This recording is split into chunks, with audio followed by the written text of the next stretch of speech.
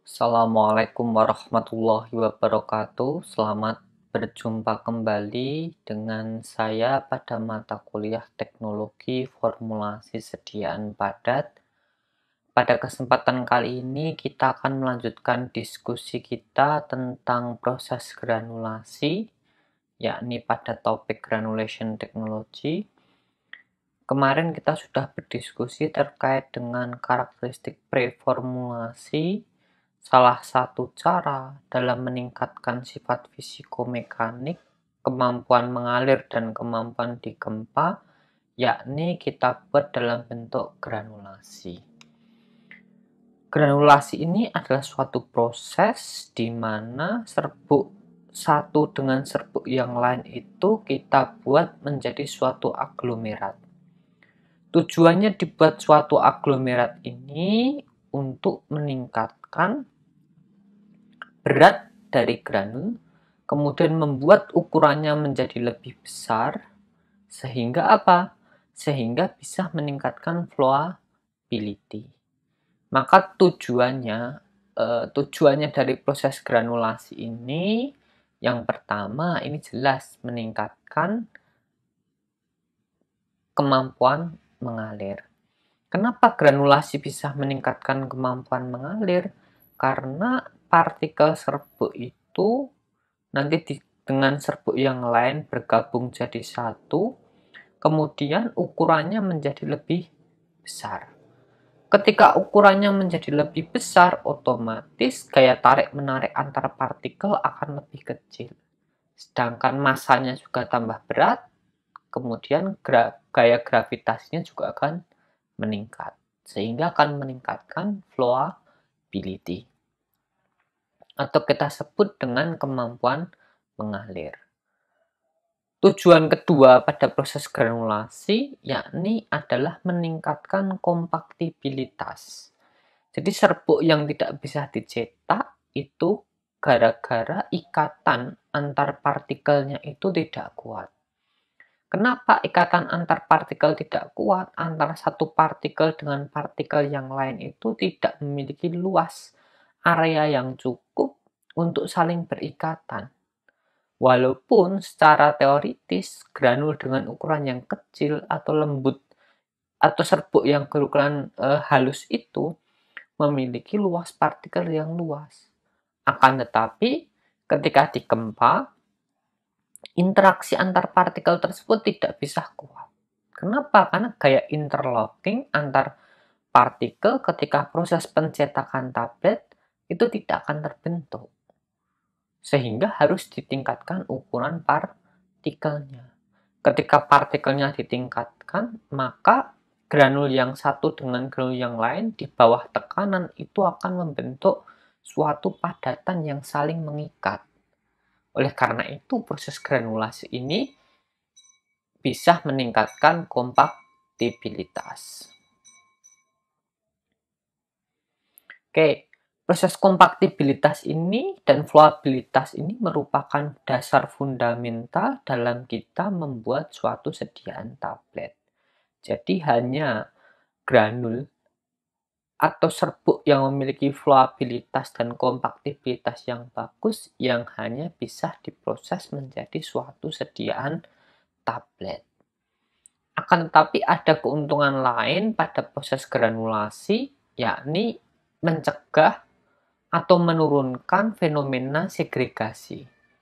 Fenomena segregasi ini terjadi ketika kita mencampurkan serbuk, bahan aktif dan bahan tambahan ini kita campurkan. Setelah kita campurkan, otomatis bahan ini nanti ketika proses pencampurannya itu relatif lama, lambat laun akan memisah. Proses pemisahan ini dipengaruhi oleh banyak faktor, misalkan beda berat jenisnya. Jadi ketika kita mencampur dua massa, misalkan bahan aktif ataupun bahan tambahan berbeda densitas, itu sangat mempengaruhi proses segregasi atau menyebabkan proses segregasi. Begitu juga dengan kita mencampur satu bahan tambahan dengan bahan tambahan yang lain, itu juga akan menyebabkan segregasi. Jika bahan aktif dicampur dengan bahan tambahan, itu terjadi proses segregasi. Segregasi itu sebenarnya adalah proses inhomogenitas. Jadi sebenarnya campurannya sudah homogen. Gara-gara proses segregasi ini memisah kembali. Nah, proses segregasi ini umumnya disebabkan karena perbedaan densitas atau berat jenis. Kenapa? Karena satu partikel dengan partikel yang homogen itu tidak terikat. Ketika kita mencampur bahan aktif dan bahan tambahan, itu terjadi proses segregasi, maka nanti ketika kita cetak menjadi tablet, bahan aktif dalam satu tablet dengan bahan aktif di tablet yang lainnya itu tidak akan seragam. Otomatis akan berakibat fatal terhadap apa? Efikasi. Kinerjanya akan berbeda. Yang satu ngefek, yang satu bisa saja tidak ngefek. Yang satu minum keracunan gara-gara yang dikempah hanya obat saja, yang satu minum tidak memberikan efek apapun gara-gara hanya bahan tambahan saja. Atau bahan aktifnya jumlahnya sangat sedikit. Itu fenomena segregasi. Oleh karena itu, untuk mencegah pemisahan antar komponen atau segregasi ini, kita lakukan granulasi. Jadi bahan aktif satu ketemu bahan tambahan satu, kita ikat dengan cairan atau dengan proses granulasi. Nah, proses granulasi ini nanti bisa mengikat antara bahan aktif dan bahan tambahan sehingga dia akan menjadi satu kesatuan yang tidak bisa terpisahkan. Dan tidak mungkin timbul peristiwa segregasi. Oke, kemudian keuntungan lainnya ini adalah menurunkan debu. Kenapa debu? Karena ketika proses pencetakan tablet ini, ketika tidak kita granulasi, debunya akan terbang kemana-mana. Karena bahan tambahan yang kita gunakan dalam bentuk serbuk, apalagi serbuk dengan densitas yang sangat kecil, itu nanti akan berdebu sekali. Oleh karena itu, untuk mengkontrol jumlah debu atau mencegah agar debu itu tidak terlalu banyak, kita bisa lakukan proses yang namanya proses granulasi. Ketika kita formulasi suatu sediaan granul, ada tujuan lain jika bahan granul itu tidak kita cetak menjadi suatu sediaan tablet. Tujuannya apa? Bisa meningkatkan stabilitas dari bahan aktif yang akan digranul. Bisa juga itu akan meningkatkan efisiensi dalam proses. Misalkan, granul yang kita formulasikan ini tidak kita cetak dalam bentuk tablet, akan tetapi kita akan filling dalam sediaan sachet. Atau kita filling dalam sediaan tea bag. Atau granul ini kita filling dalam sediaan kapsul, kita isikan di cangkang kapsul. Otomatis dari segi stabilitas granul ini akan lebih baik dibandingkan dalam bentuk sediaan serbuk. Dan proses ngisinya itu akan lebih mudah. Kenapa? Karena flowability-nya itu meningkat. Dan tidak ada segregasi komponen lagi. Jadi banyak keuntungan sekali proses granulasi ini. Ini bisa diaplikasikan ketika kita membuat sediaan tablet ataupun membuat sediaan kapsul. Ataupun sediaan granul saja tanpa dikapsul ataupun tanpa dicetak menjadi tablet. Oke, dalam proses granulasi ada berbagai macam teknologi yang bisa kita aplikasikan.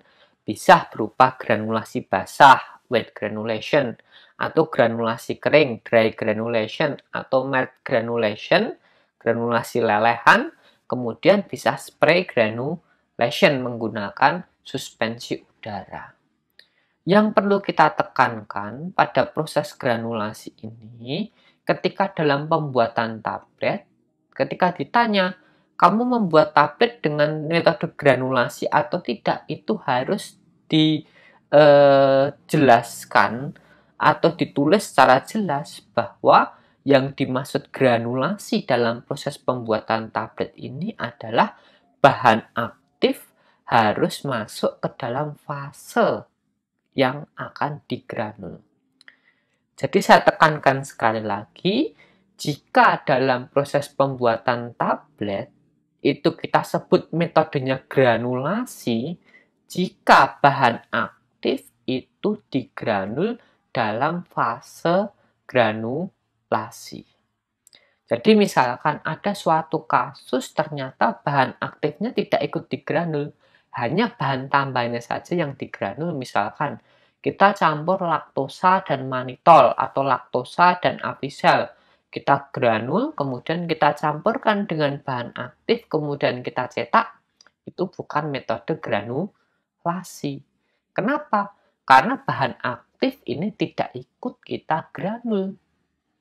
Itu bukan metode granulasi, tapi kita gunakan eksipien koproses. Kita proses lebih lanjut untuk dicetak menjadi sediaan tablet. Jadi ini harus dipahami, yang disebut granulasi pada proses pembuatan tablet adalah bahan aktif itu dimasukkan dalam fase granulasinya atau fase internal biasanya kita sebut.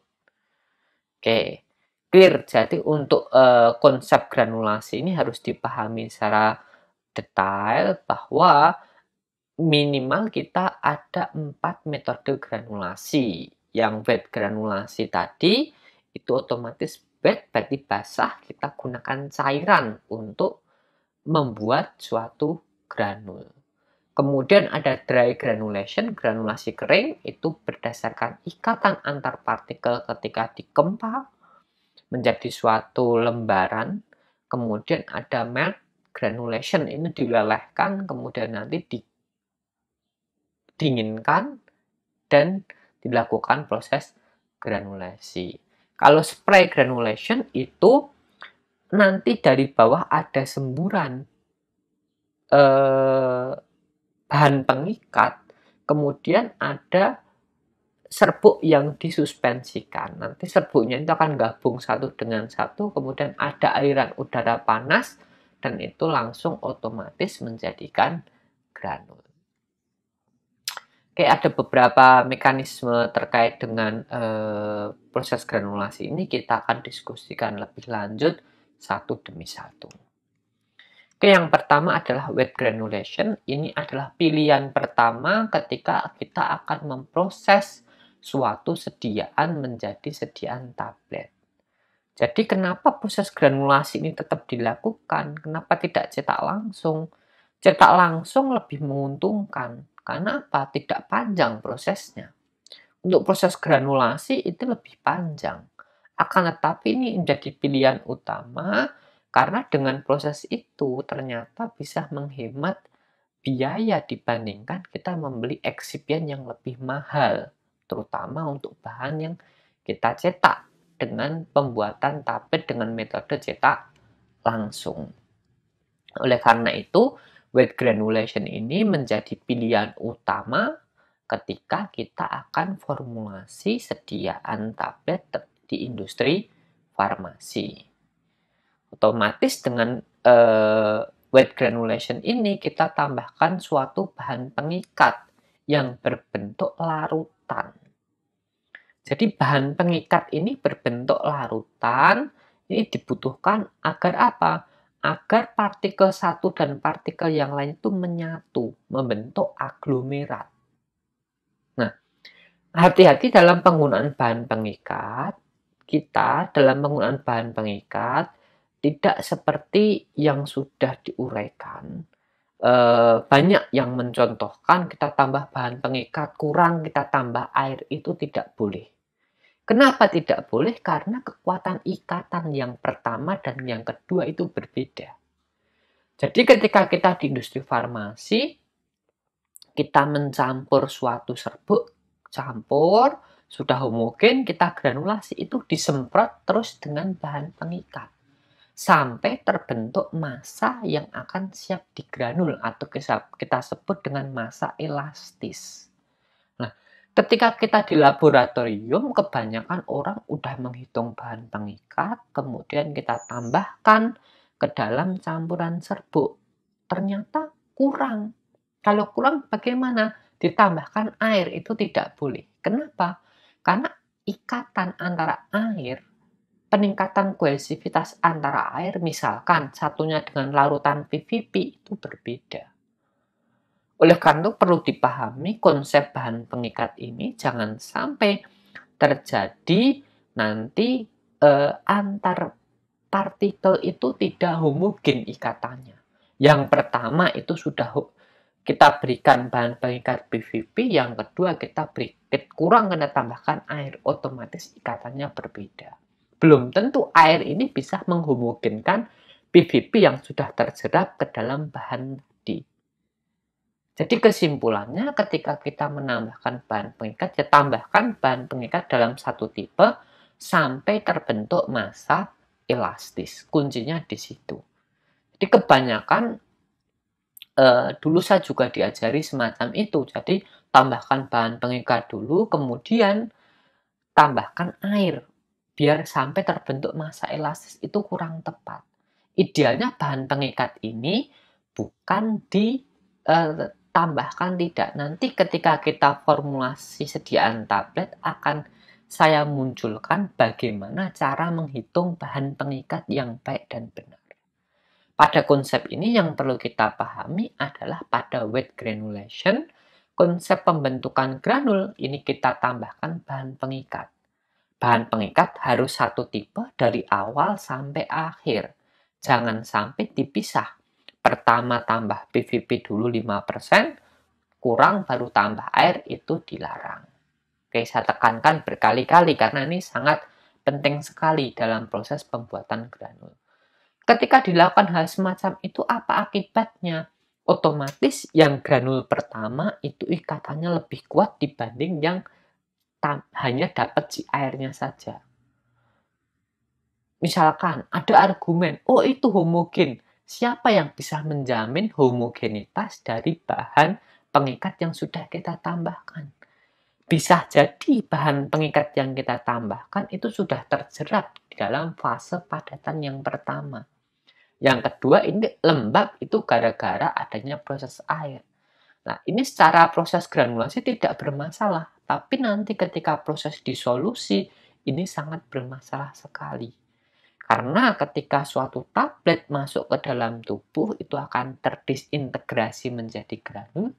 Granul ini akan terdisintegrasi menjadi partikel yang lebih kecil.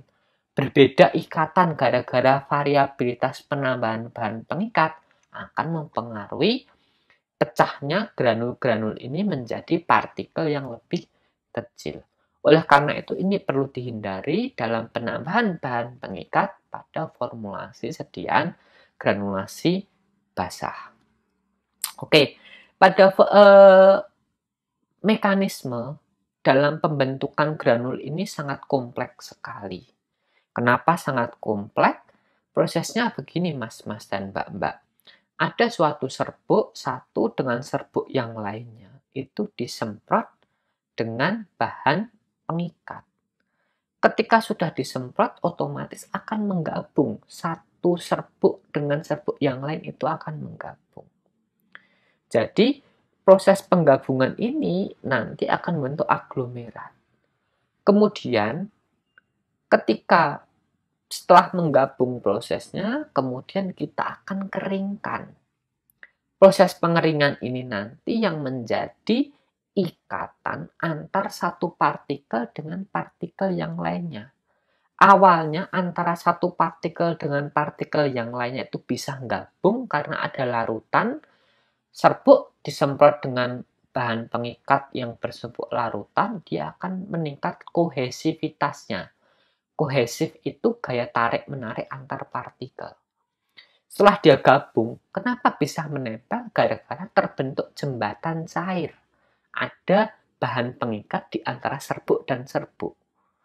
Ketika bahan pengikat itu kita keringkan, airnya menguap, bahan pengikatnya tidak akan menguap.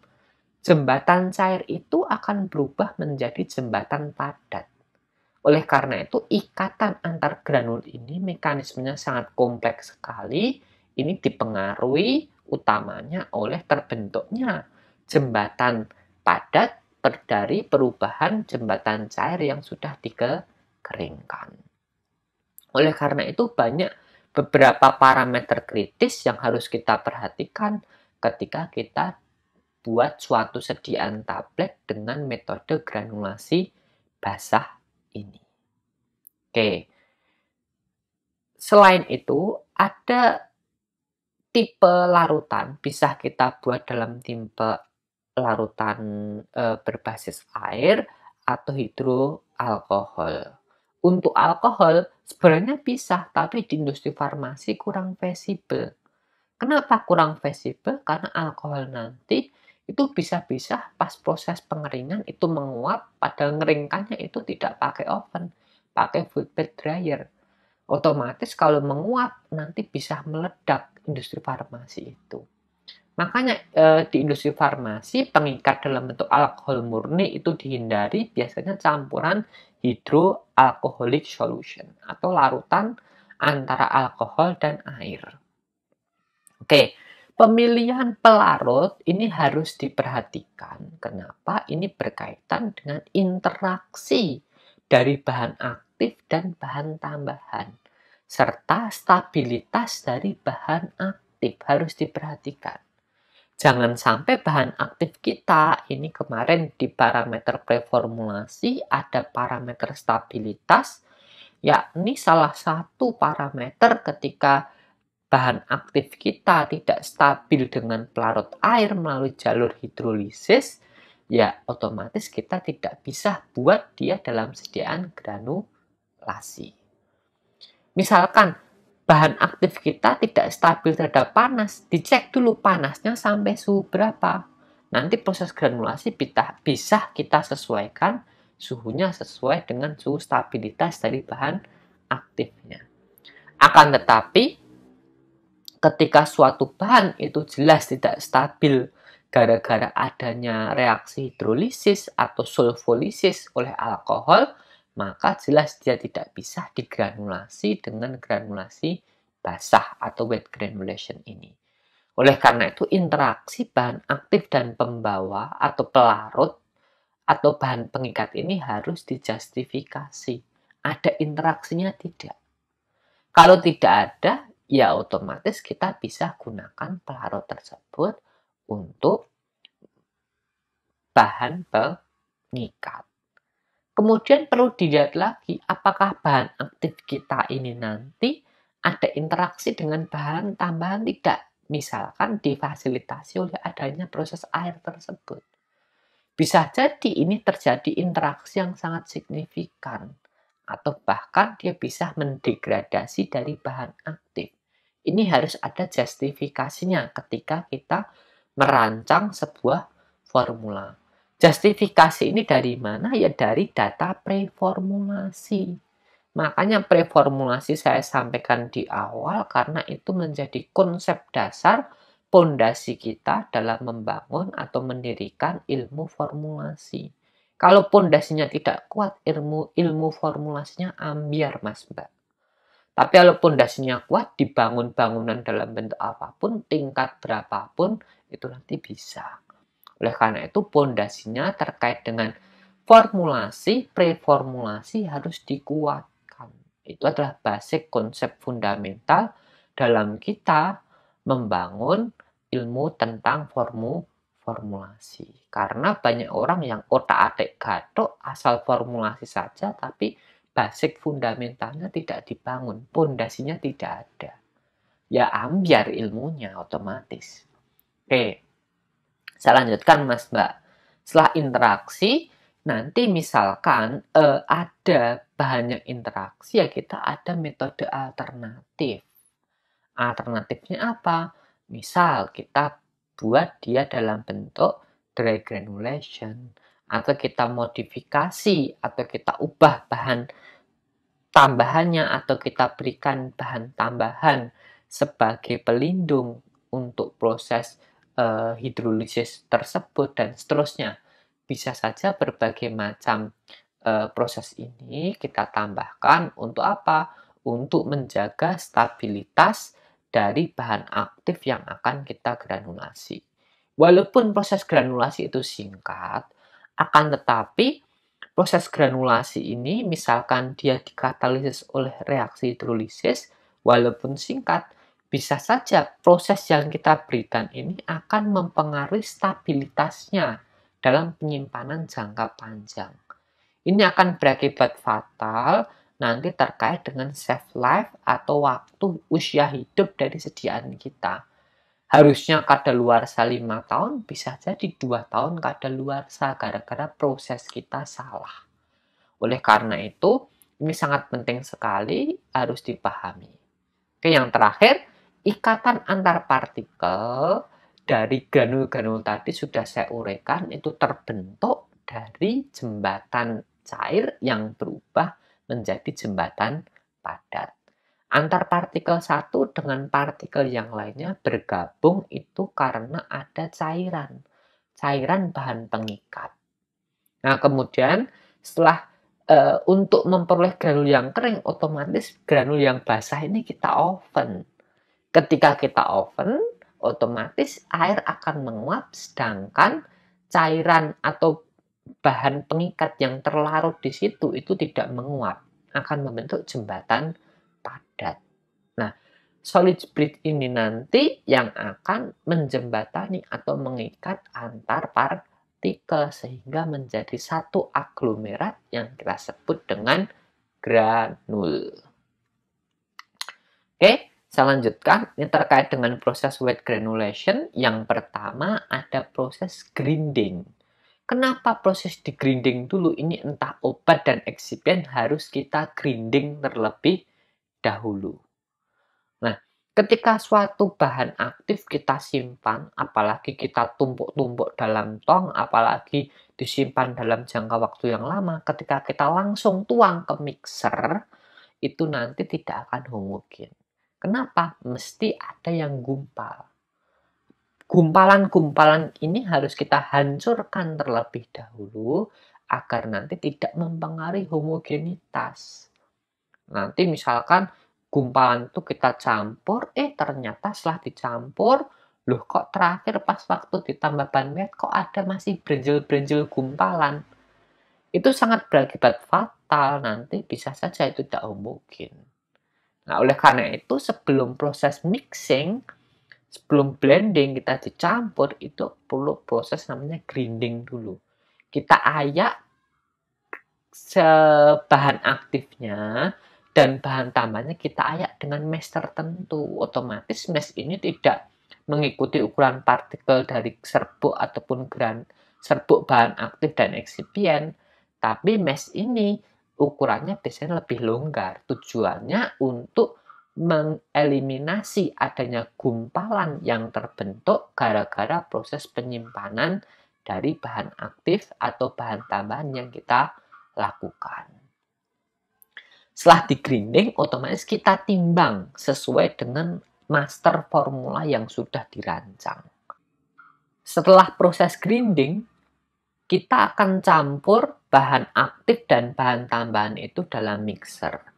Mixer ini nanti ada alat untuk mencampur, nanti kita akan diskusikan lebih lanjut dalam kinetika mixing atau proses pencampuran. Nah, ketika kita campur ini nanti, kemudian kita tambahkan bahan tambahannya juga yang harusnya di grinding juga. Jadi bahan aktif dan bahan tambahan kita campurkan, kemudian setelah dicampur homogen, nanti bagaimana ngecek homogenitas, kita akan lanjutkan ke pertemuan selanjutnya terkait dengan kinetika mixing. Nah, setelah kita mixing, kemudian homogen, kita pindahkan ke alat granulator. Nah, alat granulator ini akan kita tambahkan bahan pengikat. Kita spray, kita semprotkan. Kenapa disemprot? Biar homogen. Kalau di lab cuma dituang, Mas Mbak. Tapi kalau di industri farmasi, bahan pengikat itu disemprot. Nah, oleh karena itu, pemilihan bahan pengikat harus benar-benar dipilih. Kenapa pati, starch itu mucilago itu tidak digunakan di industri farmasi? Karena tidak bisa disemprot, kental banget. Yang paling banyak digunakan adalah PVP, bisa berbasis air bisa berbasis hidroalkohol. Kemudian setelah kita tambahkan bahan pengikat, nah bahan pengikat ini adalah parameter kritis ketika kita melakukan proses granulasi basah. Jadi ketika sudah kita tambahkan bahan pengikat, otomatis nanti serbuk-serbuk itu akan teraglomerasi. Ketika teraglomerasi tambah menggumpal dan nanti terbentuk massa elastis. Jadi massa yang siap digranul. Hati-hati menambahkan bahan pengikat ini, jangan sampai kurang. Kalau kurang, granulnya akan rapuh. Kalau kebanyakan, granulnya terlalu kuat. Nanti kalau terlalu kuat, otomatis bisa juga kalau kebablasan banget itu menjadi bubur. Kalau agak kebanyakan sedikit granulnya terlalu kuat ikatannya, ini akan bermasalah nanti ke proses disolusi. Oke, setelah proses granulasi ini menjadi massa elastis, kita tambahkan jumlah bahan pengikat yang cukup, kemudian kita lakukan namanya peletisasi. Tujuannya buat apa? Agar memperluas ukuran partikel. Kalau granul yang sudah menjadi massa elastis, adonan yang sudah kalis ini, kita masukkan ke dalam oven langsung, keringnya akan lama. Oleh karena itu, kita perlu perluas ukuran partikelnya. Agar apa? Agar proses pengeringan ini lebih efisien. Jadi ketika proses pengeringan ini lebih efisien, nanti lebih cepat prosesnya, akan hemat energi. Nah, kemudian kita keringkan. Nah, pada proses pengeringan ini adalah titik kritis juga. Jangan sampai pada proses pengeringan ini terjadi migrasi komponen. Kemudian setelah granulnya kering, nanti kita akan ada proses namanya sperinisasi. Nah, sperinisasi ini adalah ayak kering yang tadi ayak basah, kemudian di ayak kering ini namanya sperinisasi. Tujuannya untuk apa? Untuk menyeragamkan ukuran partikelnya. Biasanya kita gunakan nomor ayakan yang lebih tinggi. Artinya dengan ukuran partikel yang lebih rendah dibandingkan ayakan basah. Tujuannya untuk membuat partikel ini lebih seragam dan lebih bulat, lebih sferis. Oleh karena itu, pada proses ini sangat penting sekali pemilihan ukuran ayakan basah dan ukuran ayakan kering tergantung dari bobot tablet yang kita kehendaki. Kemarin sudah kita diskusikan di preformulasi bagian fisikomekanik. Ketika tabletnya itu bobotnya besar 500 mg, ya kita bisa pilih ukuran granul yang lebih besar. Akan tetapi ketika granulnya tabletnya itu bobotnya kecil 50 mg, 100 mg, ukuran ayakan sperinisasi ini harus kecil juga. Jadi harus mengikuti dengan ukuran tablet. Jadi tidak harus melulu 16-18, tapi menyesuaikan ukuran dari tablet yang akan kita cetak. Kemudian langkah selanjutnya kita blending, kita tambahkan fase eksternal, biasanya bahan pelicin, lubrikan, terus kemudian kita cetak, nanti jadi suatu tablet. Oke, itu adalah gambaran umum ketika proses granulasi basah. Oke, kemudian kita lanjutkan beberapa parameter kritis ketika proses granulasi basah. Yang jelas ketika proses granulasi basah ini akan lebih panjang dibandingkan dengan proses granulasi kering. Jadi ketika proses granulasi basah ada dua critical proses parameter yang harus diperhatikan. Yang pertama adalah penambahan bahan pengikat. Kalau di industri farmasi bersifat otomatis, pakai alat, kita bisa lihat power consumption-nya. Ada grafik berapa energi yang dikeluarkan untuk mengaduk adonan tersebut. Logikanya, kalau serbuk belum ditambah suatu bahan pengikat, diaduk itu gampang, Mas Mbak. Tapi setelah ketambahan bahan pengikat, lama-lama energi yang buat mengaduk itu akan semakin meningkat, energinya meningkat. Meningkat, meningkat, meningkat terus. Kemudian setelah meningkat, kalau pada waktu dia kita tambahkan sampai terbentuk massa elastis, itu adalah energi maksimumnya. Kalau kita tambahkan bahan lagi, energinya akan turun. Logis, jadi ketika bahan itu berupa serbuk, diaduk gampang, Mas Mbak. Tapi ketika kita tambahkan bahan pengikat, semakin lama semakin berat. Pada saat energi, kalau kita ngaduk itu paling berat, itu adalah massa elastis. Berarti banyaknya larutan yang kita butuhkan untuk membentuk massa elastis itu ditunjukkan dengan grafik power consumption yang paling tinggi. Kemudian kalau ketambahan bahan pengikat lagi, akan lebih mudah diaduk. Kalau tambah lagi, jadi bubur itu tambah gampang diaduk. Jadi kalau di industri farmasi tinggal lihat grafik power consumption-nya saja. Tidak perlu dicek-cek, itu tidak perlu. Akan tetapi ketika kita di laboratorium pada waktu skala lab atau pengembangan produk ada 3 cara. Cara yang pertama ini banana breaking test. Jadi banana breaking test ini namanya banana breaking test itu kita uji mematahkan pisang. Artinya kalau mas-mas dan mbak-mbak ini sudah pernah memberi pisang atau makan pisang yang sudah matang, ketika dipatahkan itu masanya berbeda dengan pisang yang masih mentah ataupun yang terlalu matang. Jadi kita buat granul itu, kita genggam, kita kepel-kepel lah granulnya itu, kemudian kita patahkan. Kalau tekstur patahannya ini sama seperti pisang yang sudah matang, itu granulnya atau bahan pengikatnya itu sudah cukup. Misalkan tidak yakin, ada teknologi atau cara yang kedua, snowball test. Kita buat suatu granul itu menjadi kayak bola. Bola, kemudian kita gelindingkan, Mas. Kita gulingkan bola massa elastis tadi. Jadi massa elastis tadi kita bikin bola, kemudian kita gelindingkan.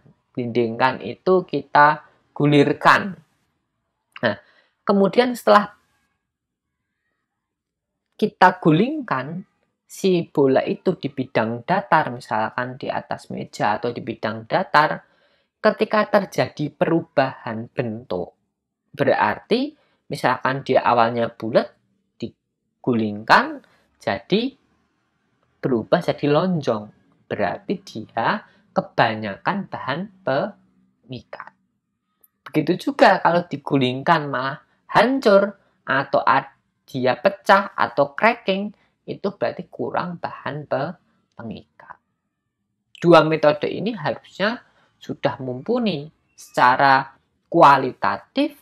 Ini bisa kita gunakan untuk menguji penambahan bahan pengikat dalam metode pembuatan tablet menggunakan granulasi basah.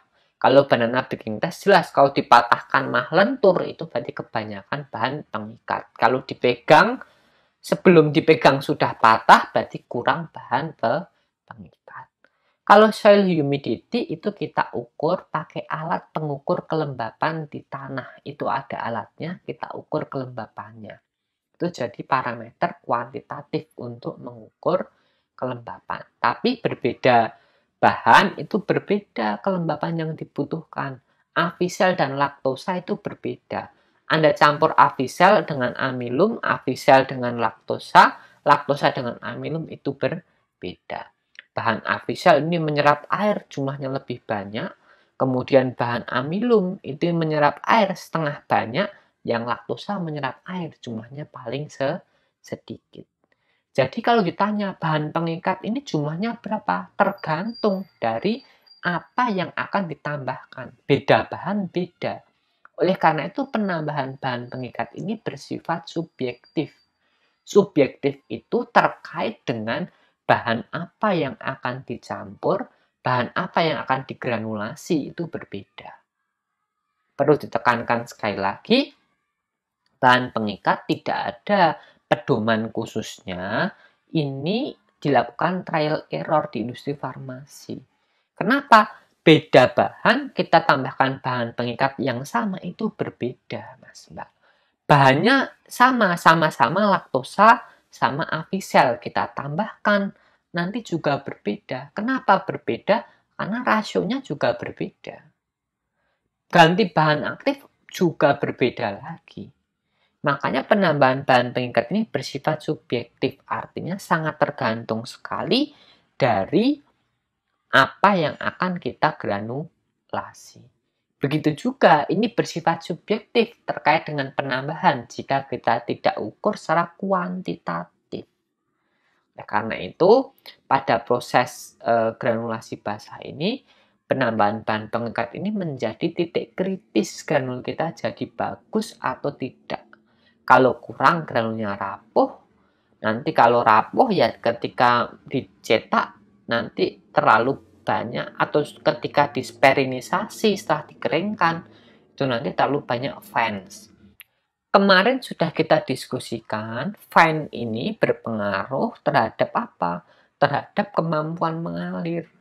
Tapi fine ini juga diperlukan untuk mengisi pori-pori antar granul ketika akan dicetak. Sehingga akan mencegah proses capping karena tidak terlalu banyak pori-pori yang ada pada granul-granul yang akan dicetak.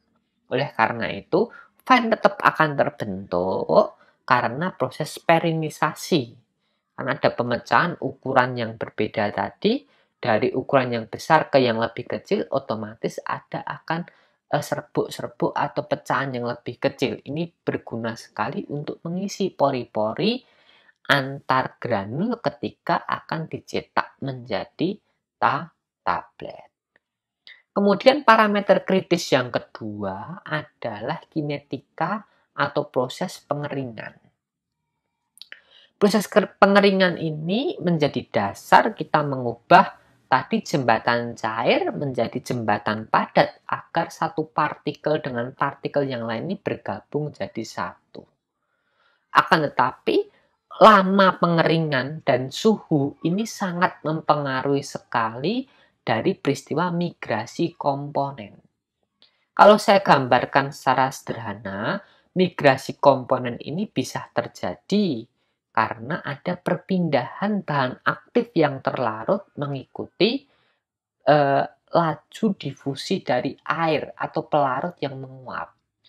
Gambaran sederhananya ketika mas-mas dan mbak-mbak menjemur baju, itu kenapa dibalik biar tidak belel di bagian luarnya, yang belel di bagian dalam.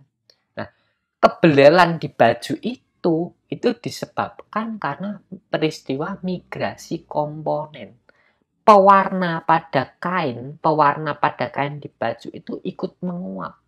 Walaupun pewarnanya tidak larut, ada sebagian pewarna yang larut ketika kita keringkan, ada panas di situ, airnya akan berpindah, Mas Mbak. Dari bagian dalam akan tertransfer menguap ke bagian atas. Lah itu beberapa bahan aktif yang terlarut itu akan mengikuti adanya air yang berpindah tadi. Konsekuensinya apa? Partikelnya homogen, partikelnya seragam. Tapi bahan aktifnya itu tidak seragam nanti. Nanti misalkan di permukaan itu banyak bahan aktifnya, di bawah itu tidak ada bahan aktifnya. Atau sebaliknya, di atas tidak ada bahan aktifnya, di bawah itu ada bahan aktifnya. Walaupun dalam satu butiran granul. Nanti kalau kita sterilisasi, pecah, lah itu berakibat fatal. Bisa menyebabkan tidak homogen antar granul satu dengan granul yang lainnya. Kalau tidak homogen, nanti kalau dicetak jadi tablet, kadarnya tidak sama. Efeknya juga akan berbeda.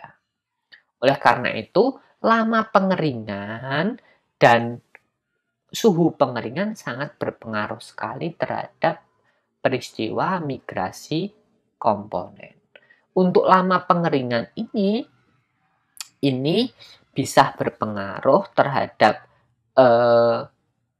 efisiensi proses. Semakin lama, ya otomatis tidak efisien. Tapi semakin cepat proses pengeringan itu biasanya membutuhkan suhu yang tinggi.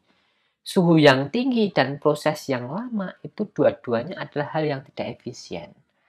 Jadi mekanisme migrasi komponen ini bisa kita tanggulangi dengan apa? Kita turunkan suhu proses pengeringan. Lapisan yang tebal kita tipiskan, itu bisa mencegah migrasi komponen. Paling advance kita gunakan fluid bed dryer. Jadi fluid bed dryer itu serbuknya itu kita sembur dengan udara panas, nanti serbuknya akan tersuspensi. Suspensi dalam udara panas. Prosesnya lebih cepat dibandingkan kita ngeringkan dengan oven.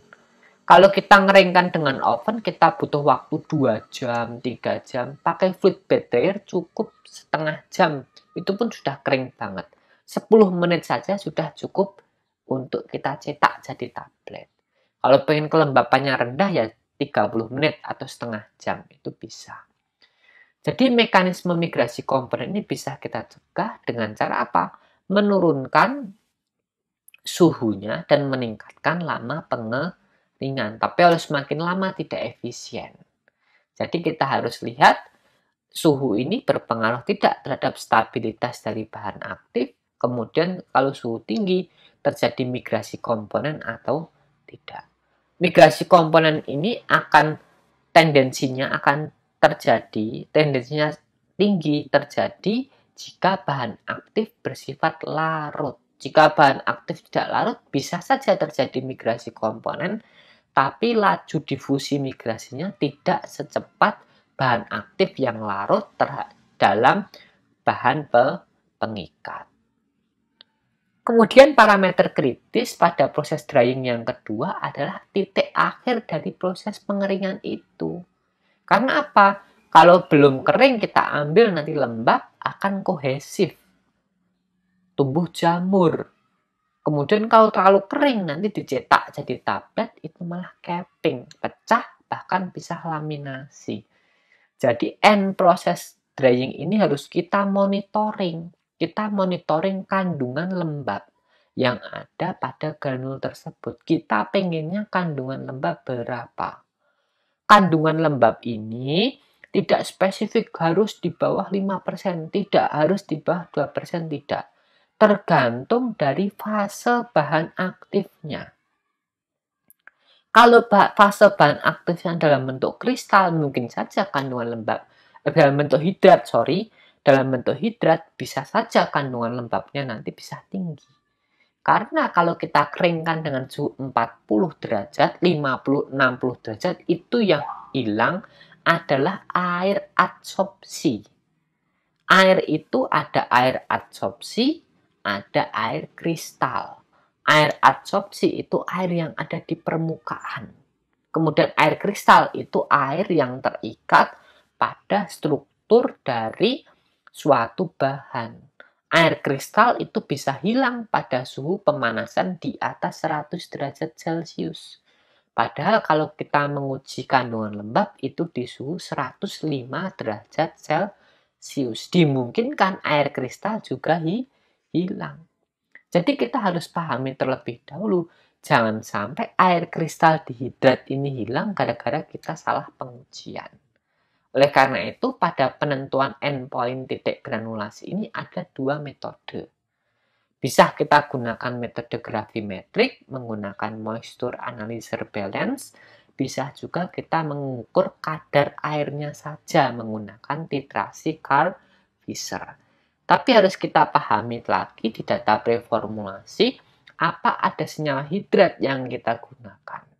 Karena itu sangat mempengaruhi kandungan lembab di akhir berapa yang akan kita butuhkan untuk mendapatkan granul yang dicetak tanpa proses capping dan granul yang tidak kohesif, artinya dia mudah mengalir. Oke, itu terkait dengan proses granulasi basah.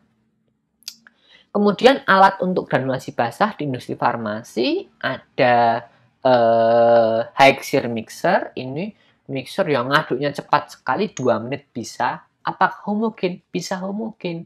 Tidak terjadi segregasi komponen karena alatnya sudah didesain sedemikian rupa, ada chopper, ada baffle, itu untuk mencampur bahannya biar tidak terjadi peristiwa segregasi.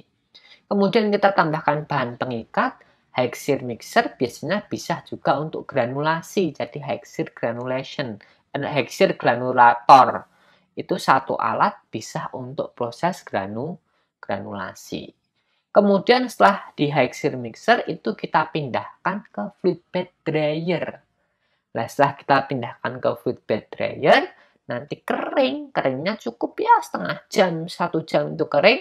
Kita pindahkan ke sterilisator atau extruder. Nanti diekstruksi jadi granul yang kita kehendaki. Ada juga alat yang sudah advance, yakni fluid bed granulator. Ini sudah satu rangkaian. Alatnya ini dari mixing, kemudian granulation, drying, extruder jadi satu, masuk serbuk, keluar, itu sudah dalam bentuk granul. Jadi lebih efisien menggunakan fluid bed granulator ini. Oke, kemudian ada dry granulation. Ini adalah cara yang kedua. Misalkan bahan aktif tidak bisa digranulasi basah, ya kita lakukan proses granulasi kering. Bagaimana caranya? Ya kita akan buat suatu serbuk itu menjadi suatu slug. Slug itu adalah sebuah lembaran. Jadi nanti serbuknya itu dilewatkan di roller compaction. Roll itu dua kayak roll itu kalau mas-mas mbak-mbak lihat kayak stomp di ban stomp yang depan tuh dua digabungkan. Nanti serbuk dilewatkan situ kemudian nanti keluar dalam bentuk lembaran. Itu roller compaction. Nah, mekanisme dasarnya adalah terbentuk ikatan partikel karena adanya tekanan. Jadi roller compaction 2 tadi itu menekan serbuk yang dilewatkan di atas kemudian ke bawah turun jadi lembaran. Atau kita sebut dengan slug. Nah, slug ini kemudian akan kita ekstruksi, kita hancurkan menjadi partikel yang lebih kecil, kita sebut dengan granul. Jadi bedanya kalau white granulation itu bahan pengikat, gara-gara adanya cairan kita tambahkan, terbentuk ikatan itu karena perubahan dari jembatan cair dikeringkan menjadi jembatan padat. Ketika proses dry granulation ini, ikatan yang terbentuk itu gara-gara ada interparticle bonding yang dipengaruhi oleh apa? Binder agent. Nah, binder agentnya ini adalah bahan-bahan yang memiliki deformasi plastis umumnya. Nah, jadi ikatannya berbeda, bahan pengikatnya berbeda. Kalau bahan pengikatnya tadi dalam bentuk cairan, itu akan meningkatkan kohesivitas, kemudian dia bisa membentuk jembatan padat. Kalau di sini bahan pengikat yang kita tambahkan itu bukan bahan pengikat di granulasi basah, kita tambahkan di granulasi kering, tidak akan jadi mas mbak. Bahan pengikat yang kita tambahkan itu adalah bahan pengikat yang memiliki karakteristik deformasi plastis. Karena kekuatan ikatannya itu dari tekanan yang diberikan. Applied pressure ini akan mempengaruhi ikatan yang terbentuk antar slug tadi. Makanya bahan pengikatnya berupa apa? Avicel. Bisa Avicel 101, 102, 302, dan seterusnya. Bisa juga di kalsium fosfat. Ini adalah bersifat plastis tapi agak brittle. Bisa juga pati preglatinasi juga kita bisa gunakan untuk granulasi kering. Yang perlu jadi perhatian ini adalah bahan aktif yang mengalami transformasi polimorfi, perubahan polimorf ketika kita berikan tekanan dalam bentuk tinggi pada roller compaction ini harus kita perhatikan. Kenapa? Karena pada roller compaction ini tekanan yang bekerja sangat tinggi sekali. Bisa mengubah serbuk kita lewatkan ke dalam 2 roll, itu bisa menjadi suatu lembaran. Oleh karena itu, tekanan yang kita berikan tadi bisa menginduksi terjadinya perubahan polimorfi atau rusaknya suatu senyawa. Contohnya asetosal. Asetosal itu kalau digranulasi kering menggunakan tekanan yang sangat tinggi, karena pengempaan berlebih bisa pecah menjadi asam salisilat dan asam asetat. Nanti bau cuka sama muncul kristal jarum. Kalau asam asetosal itu digranulasi basah rusak gara-gara ada air, asetosal itu rentan terhadap hidrolisis karena punya gugus ester. Kemudian di degranulation dia juga akan pecah karena tekanan tinggi. Solusinya adalah cetak langsung. Itu untuk bahan yang rusak karena panas. Bisa juga bahan yang rusak atau berubah polimorfinya gara-gara tekanan yang kita berikan. Polymeric transformation itu seperti benda gaib. Kenapa? Karena secara wujud itu ada, sama wujudnya, tapi fasenya sudah berubah. Tapi polymeric transformation itu tidak bisa kita hindari. Kenapa? Karena polymeric transformation itu adalah native behavior dari suatu material. Secara sederhananya itu adalah gawan bayi. Jadi, tidak bisa kita ubah-ubah, ya sudah, itu namanya perubahan polimorfi yang disebabkan oleh berbagai macam faktor. Jadi kalau misalkan dia punya kebiasaan berubah polimorfinya, diinduksi oleh tekanan, kita proses dengan granulasi kering, maka nanti perubahan polimorfi yang akan menyebabkan perubahan karakteristik fisikokimia. Misalkan kelarutan berubah, itu sangat berbahaya sekali, nanti disolusi penyerapannya juga akan berubah. Maka pada granulasi kering ini harus kita waspadai beberapa senyawa yang terjadi perubahan polimorfi. Oleh karena itu, preformulasinya harus dikuati lagi terkait dengan stabilitas sama perubahan solid state di kristalinitasnya. Ini sangat penting sekali untuk mengukur proses yang akan kita berikan dalam membuat granul itu visible atau tidak.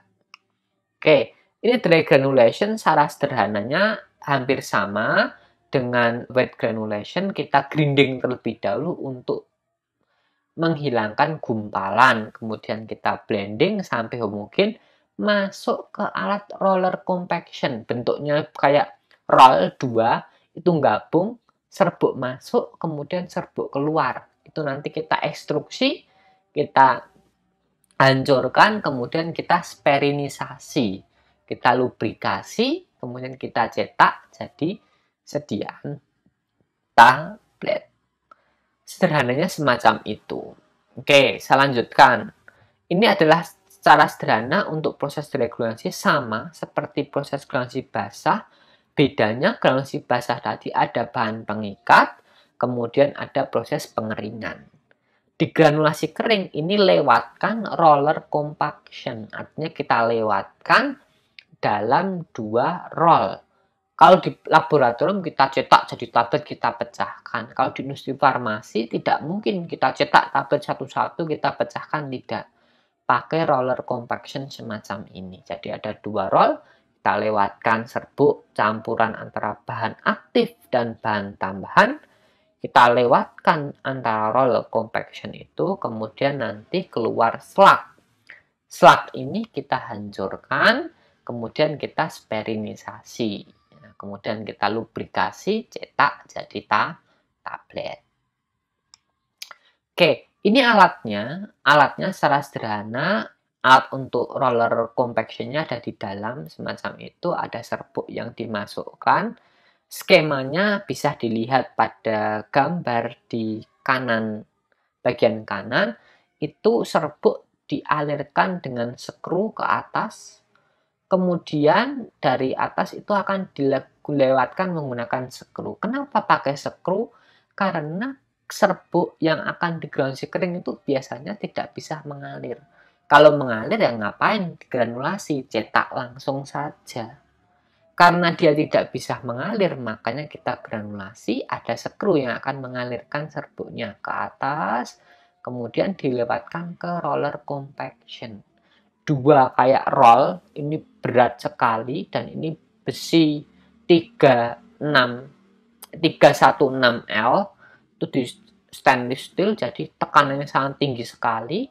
Kemudian serbuk yang dilewatkan itu diubah menjadi lembaran. Kenapa bentuk lembaran? Karena roll dengan roll satu dicepit dihimpitkan, kemudian serbuk dilewatkan di tengahnya. Nanti akan berbentuk lembaran.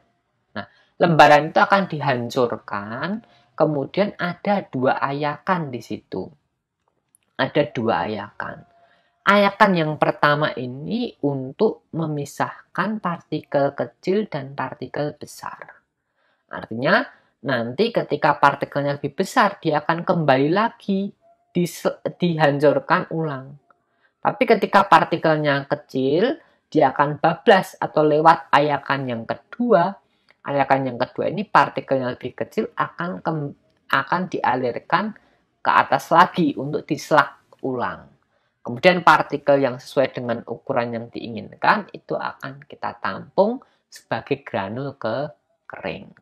Ini tidak melibatkan adanya panas dan tidak melibatkan adanya bahan pengikat, sehingga senyawa yang tidak stabil dengan adanya panas dan tidak stabil dengan adanya bahan pengikat, itu bisa kita lakukan dengan dry granulation. Nah, critical process parameternya apa? Ada 3 critical process parameter dalam granulasi kering. Yang pertama, roller compaction gap. Jadi jarak antara satu roller compaction dengan roller compaction yang lainnya itu mempengaruhi ikatan antar granul. Kalau mepet sekali otomatis tipis sekali dan kuat sekali ikatannya. Kalau agak longgar berarti ikatannya agak lemah. Jadi kekuatan granul kita itu ditentukan dari 2, roller compaction sama materialnya. Jadi material yang sifatnya deformasi plastis ini nanti akan berikatan ketika kita lewatkan roller compaction. Oke, kemudian putaran dari roller compaction ini akan mempengaruhi cepat atau tidaknya proses granulasi. Semakin cepat, otomatis nanti energinya akan semakin tinggi, semakin pelan itu juga energinya akan semakin tinggi. Karena ada dwelling time, kontak antara bahan dan di tengah-tengah roller compaction itu sangat tinggi. Oke, jadi harus kita perhatikan. Kemudian critical process parameter selanjutnya ini adalah mesh screen. Jadi ayakan untuk mendapatkan ukuran granulnya.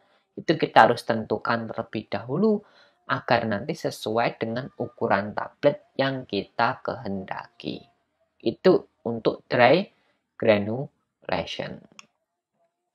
Oke, kemudian kita lanjutkan terkait dengan melt granulation, ini granulasi lelehan. Granulasi lelehan ini biasanya kita gunakan untuk bahan aktif yang stabil terhadap panas yang sangat tinggi.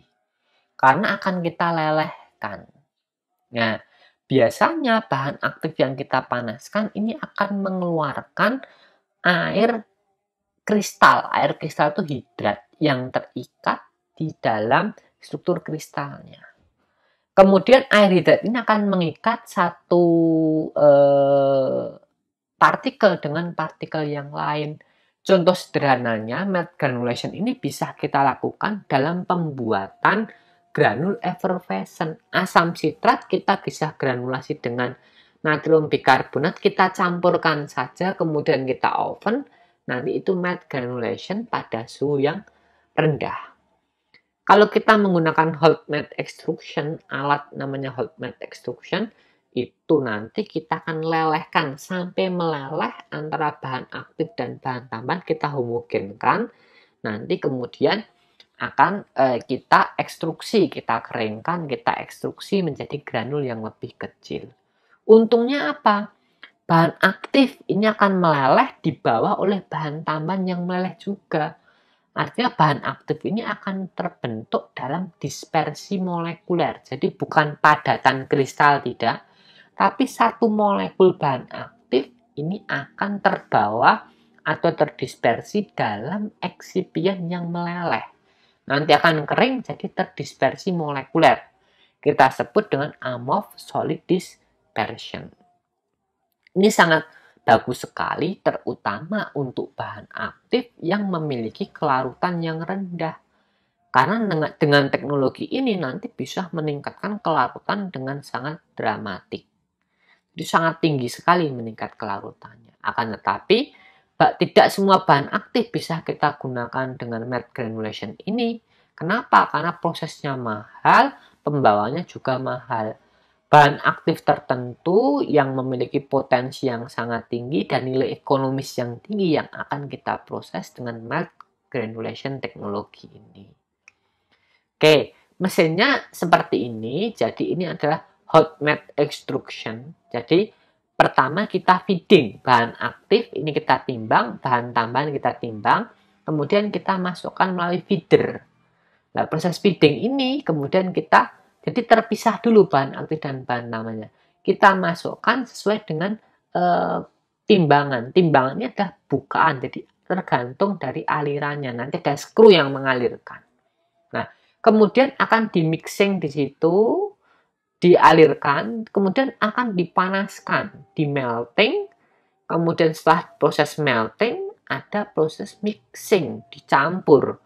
Jadi yang sudah meleleh sendiri-sendiri tadi akan dimixing jadi satu. Setelah dimixing dia akan homogen. Jadi bahan aktif itu sudah meleleh, bahan tambahannya juga meleleh. Gabung jadi satu lelehan homogen, kemudian akan dikuling, didinginkan. Tadi sudah meleleh, didinginkan, sudah jadi keras lagi. Kemudian akan di screening, di-cut menggunakan granulation cutting tool. Jadi nanti jadi granul-granul lagi. Sudah menjadi granul-granul, mungkin sudah bulat-bulat granulnya karena sudah dibentuk. Tadi misalkan pada proses mixing diguling ada ditekan pada suatu screen mesh yang sudah terbentuk kayak granul, tinggal dipotong-potong saja. Nah, ini contoh alatnya seperti bagian kanan, untuk skemanya di bagian kiri prosesnya. Jadi ada weighing, kemudian di weighing ini ada proses feeding, kemudian melting, kemudian mixing, ada homogenisasi dan discharge. Jadi dihomogenkan, kemudian dan di cooling. Pada proses cooling ini terjadi proses pemotongan dari granul yang sudah padat tadi.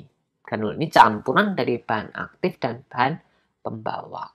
Oke. Ada critical proses parameter. Yang pertama material loading. Jadi loading materialnya ini sangat terbatas. Biasanya kecepatannya 1-3 kg per jam. Jadi untuk modifikasi bahan aktif dengan suatu pembawa, nantinya bisa kita cetak dalam tablet dengan cetak langsung, kita campur dengan filer bender yang lain. Artinya di sini untuk memodifikasi karakteristik bahan aktif yang tidak larut dengan metode amorph solid dispersi. Jadi bahan aktif terbawa dalam suatu pembawa yang nanti larut dengan air, dia dalam bentuk amorph, tidak kristalin, terdispersi secara molekuler. Nah, pada proses ini material loading dan stabilitasnya sangat menentukan dari hasil akhir granul yang terbentuk. Kemudian melting point, jangan sampai meltingnya sangat tinggi sekali, bahkan tidak meleleh, nanti tidak bisa terbentuk satu kesatuan yang bagus. Kemudian kneading speed, mengaduknya, kecepatan mengaduk itu juga sangat menentukan proses granulasinya. Kemudian granulation cutting tool itu adalah alat untuk memotongnya atau ayakannya, itu sangat berpengaruh terhadap ukuran granul akhirnya. Oke, ini adalah metode pembuatan tablet. Saya sisipkan di sini walaupun ini bukan granulasi, ini adalah direct compression. Ini cukup obat, kemudian di grinding, dimasukkan dalam mixer, kemudian dicetak jadi tablet. Kuncinya dua, fluiditas dan kompak kompatibilitas, tapi biasanya harganya lebih mahal. Ada material koproses yang bisa kita berikan di sini sebagai eksipien, tapi harganya lebih mahal. Oke, cukup sekian diskusi kita pada metode granulasi dan proses pembuatan tablet dengan teknik granulasi ini. Sampai jumpa di pertemuan selanjutnya. Semoga kita dalam kondisi sehat selalu. Assalamualaikum warahmatullahi wabarakatuh.